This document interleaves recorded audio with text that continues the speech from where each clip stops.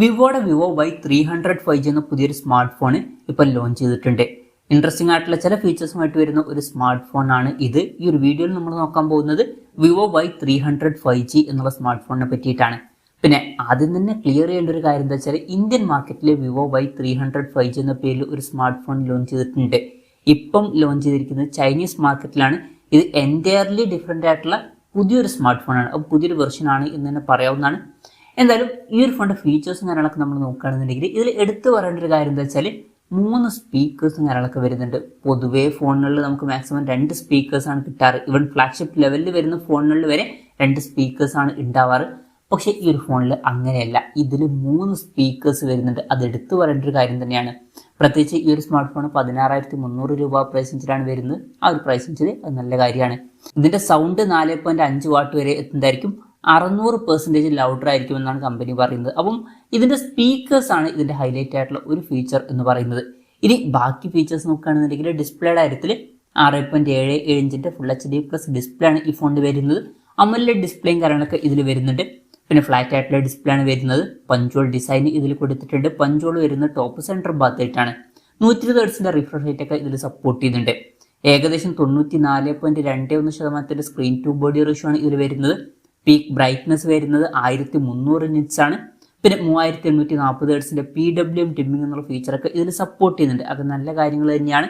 അപ്പോൾ display features മൊത്തത്തിൽ നോക്കുമ്പോൾ അത്യാവശ്യം നല്ല ഡിസ്പ്ലേ ഫീച്ചേഴ്സും കാര്യങ്ങളൊക്കെ ഇതിൽ വരുന്നുണ്ട് എന്ന് തന്നെ പറയാവുന്നതാണ്. പ്രത്യേകിച്ച് 16,300 രൂപ പ്രൈസ് റേഞ്ചിലൊക്കെ.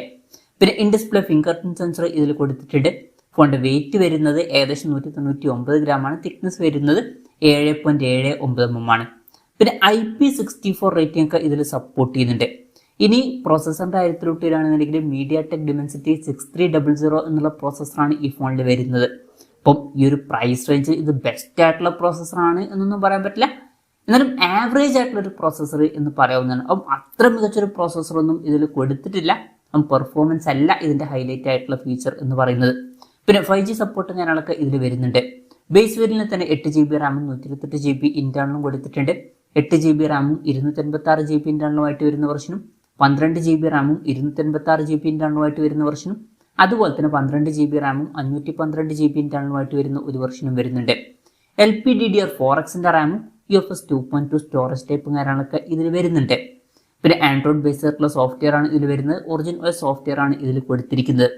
ക്യാമറയുടെ കാര്യം പറയുകയാണെന്നുണ്ടെങ്കിൽ ഫോണിൻ്റെ പിന്നിൽ ഡ്യുവൽ ക്യാമറ സെറ്റപ്പ് കൊടുത്തിട്ടുണ്ട്. 50 മെഗാ പിക്സലിലെ f1.8 അപ്പേഴ്സിൽ വരുന്ന മെയിൻ ക്യാമറ സെൻസറാണ് ഈ ഫോണിൽ വരുന്നത്. പിന്നെ 2 മെഗാ പിക്സലിലെ f2.4 അപ്പേഴ്സിൽ വരുന്ന ഒരു സെൻസറും വരുന്നുണ്ട്.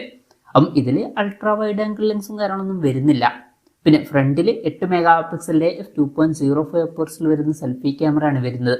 അപ്പം ഓൺ പേപ്പർ അത്ര മികച്ചൊരു ക്യാമറ സ്പെസിഫിക്കേഷൻ വരുന്നുണ്ട് എന്നൊന്നും പറയാൻ പറ്റില്ല ഈ ഒരു പ്രൈസ് റേഞ്ചിൽ.